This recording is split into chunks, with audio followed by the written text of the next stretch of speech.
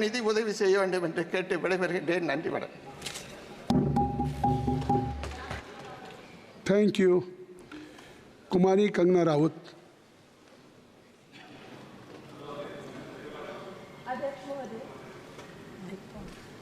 अध्यक्ष महोदय, मैं आपकी धन्यवादी हूँ कि आज मुझे आपने 2024 के इस बजट में अपने विचार रखने का अवसर दिया है और साथ ही मंडी क्षेत्र की जनता जिन्होंने मुझे अपना प्रतिनिधि चुनकर यहाँ उनके पक्ष की बात रखने का मौका दिया है, उनकी भी आभारी हूँ. ये जगह मेरे लिए बहुत नई है, मैं एक नई सांसद हूँ, मगर मुझे इस बात का आभास है कि ये जो 18वीं लोकसभा है ये कोई सामान्य लोकसभा नहीं है.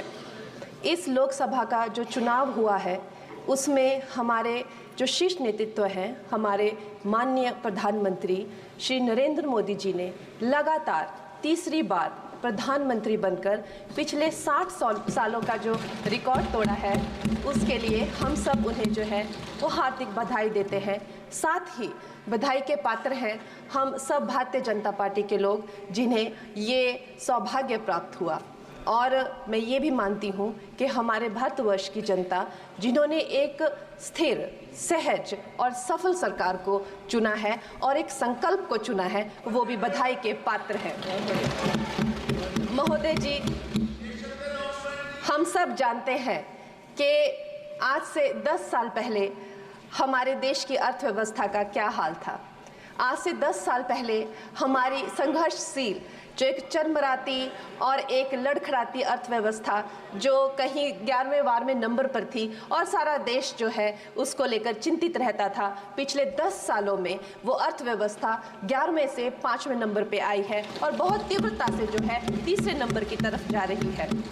ये जो 2024 का बजट है ये सब वर्गों को जो है वो शक्ति प्रदान करने वाला बजट है. इस बजट से जो है वो हमारी अर्थव्यवस्था को भी तीव्रता मिलेगी महोदय जी. और जो हमारा 2047 का जो संकल्प है कि विकसित भारत का जो संकल्प है, हम प्रथम इकोनॉमी बनेंगे, वो भी इस बजट से हम पूरी उम्मीद है एक कदम हम उस संकल्प के जो है वो करीब जाएंगे. महोदय जी, पिछले साल हमारे हिमाचल प्रदेश में एक बहुत बड़ा प्राकृतिक संकट आया, एक बहुत बड़ी बाढ़ आई जिससे ना जाने कितने जन, धन, पशु, ज़मीन की हमारे लोगों को जो है वो हानि हो गई. लेकिन दुख की बात यह है कि अभी भी हमारा हिमाचल प्रदेश जो है उस त्रासदी के प्रभाव से जो है उसके प्रभाव से, उसकी हानि से बाहर नहीं आ पा रहा है. और उसका जो मूल कारण है वो है वहाँ की जो कांग्रेस की सरकार है, उनका जो लापरवाही है और उनकी जो भ्रष्टाचार नीतियां हैं. आज भी हमारे लोग जो हैं उस बाढ़ के प्रभाव से जो पीड़ित हैं. मैं आदरणीय और माननीय हमारी जो वित्त मंत्री हैं श्रीमती सीतारमण जी का मैं आभार व्यक्त करती हूं कि उन्होंने हमारी हिमाचल की जनता के लिए जो है एक स्पेशल रिलीफ फंड की जो घोषणा की है. हम सब हिमाचल वासियों की तरफ से हम आपका अभिनंदन करते हैं और हम आपका आभार प्रकट करते हैं.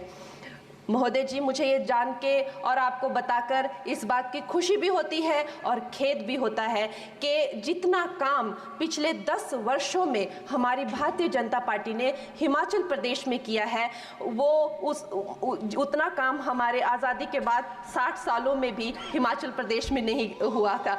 आप सब हिमाचल जाते रहे होंगे. Varsha, it is her maiden speech. आप सब Himachal, Varsha, it is her maiden speech, kindly.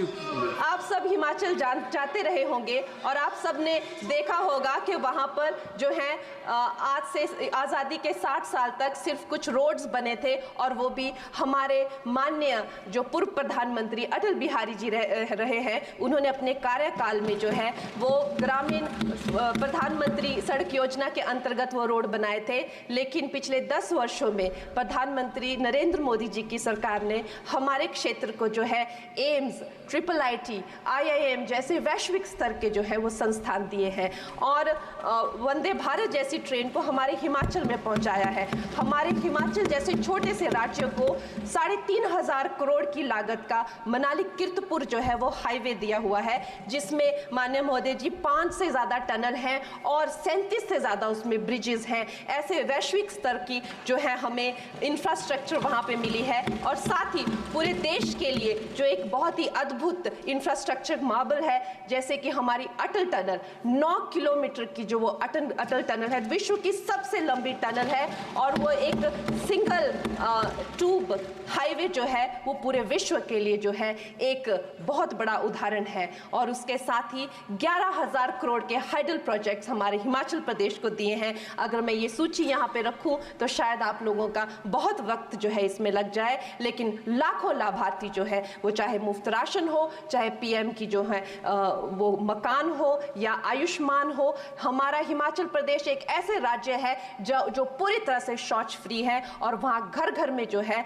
वो गैस चूल्हे का कनेक्शन लगा है। एक भी माता, एक भी बहन गैस चूल्हे के कनेक्शन के बिना नहीं है। और मेरा ये जो सौभाग्य है 18वीं लोकसभा में, महोदय जी, मेरा ये सौभाग्य है कि जब मैं यहाँ पे आई थी तब महिला आरक्षण बिल जो राजनीति में महिलाओं को जो है 33% आरक्षण देता है वो बिल भी पारित हुआ था। तो मेरे लिए बड़ी ही ये सौभाग्यशाली जो है 18वीं जो लोकसभा है।